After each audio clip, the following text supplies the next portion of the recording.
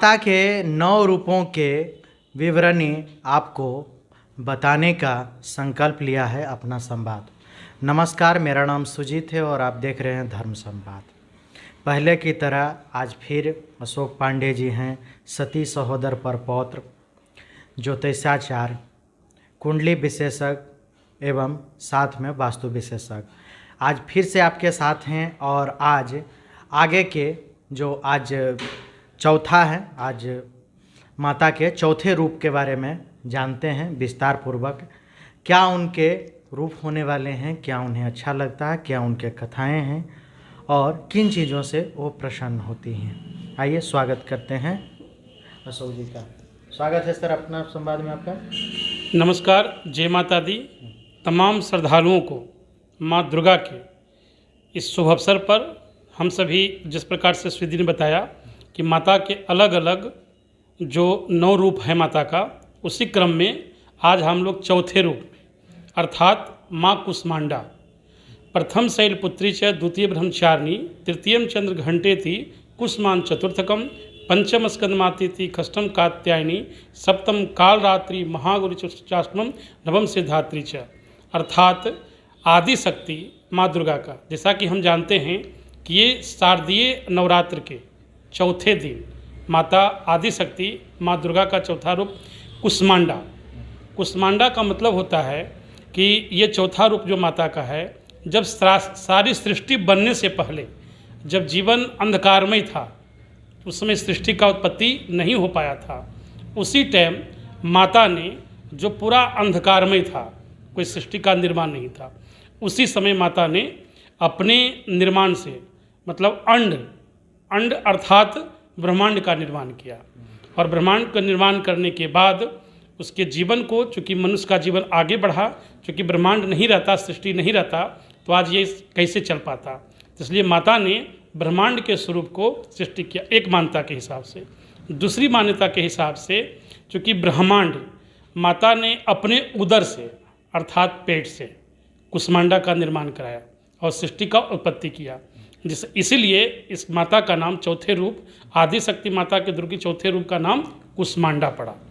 कुष्मांडा को हम लोग ये भी जानते हैं कि कुष्मांडा का ही प्रयोग माता के जब हवन से पहले जो बलि पड़ता है, उस बलि में एक चीज़ कुष्मांडा भी आता है। नारियल से भी बलि पड़ता है, कुष्मांडा से ही बलि पड़ता है, एक से भी अलग अलग रूपों से पड़ता है, उसमें कुष्मांडा भी आता है। तो आदि शक्ति माँ दुर्गा के चौथे रूप का नाम कुष्मांडा है।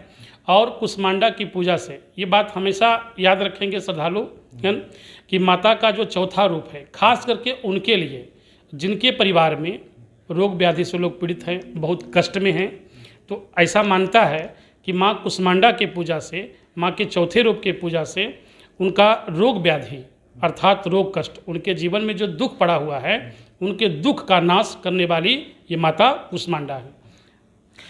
माता के ये जो चर्चा है, इसमें माता को क्या पसंद है और इस रूप में माता को क्या भोग लगाना चाहिए या क्या उनके लिए मंत्र जाप करनी चाहिए।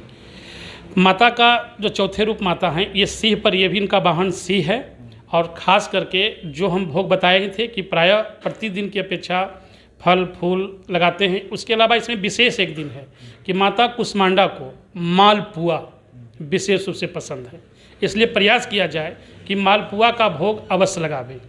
तो मालपुआ के भोग लगाने से माता काफ़ी प्रसन्न रहेंगे और आपके जीवन में सुखमय हो जाएगा। और एक खास बात जो आपने प्रश्न पूछा उसमें खास है कि यही माता हैं जिनके जो कलश है, उनके हाथ में अमृत कलश है हाथ में।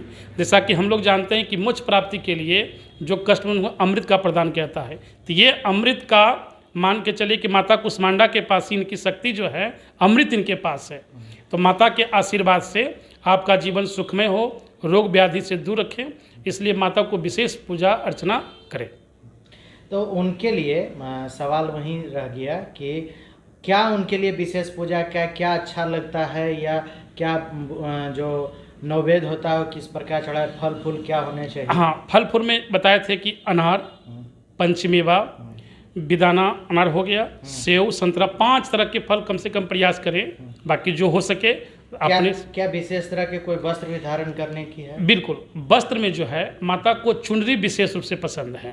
तो ये प्रयास करें कि चुनरी जरूर, एक माता से कुष्मांडा अलग अलग रूप हुआ, तो वस्त्र तो माता को चाहते ही। जो विशेष श्रद्धालु हैं कि हम माता की विशेष प्रसन्नता के लिए कुछ अलग से भी करें, तो एक चुनरी अलग से, अलग अलग रूपों पर भी एक चुनरी आप बढ़ा सकते हैं, इसमें भी आप बढ़ा सकते हैं। तो एक चुनरी बढ़ावे, और माता को प्रसन्न करने के लिए जो मंत्र है वे आपके स्क्रीन पर दिया जा रहा है, ताकि उस मंत्र को पढ़ करके आप अपने को दिव्य शक्ति प्राप्त करें, रोग व्याधि से मुक्त रखें, आपका जीवन सुखमय हो। धन्यवाद अशोक जी। आपने सुना कि किस प्रकार से माता के चौथे रूप की पूजा करनी चाहिए, क्या उनको पसंद है और किस तरह है। कहा जाता है भक्ति की शक्ति पर निर्भर करती है कि आपकी क्या सीमा है, क्या क्षमता है, कैसे आप भक्ति कर सकते हैं।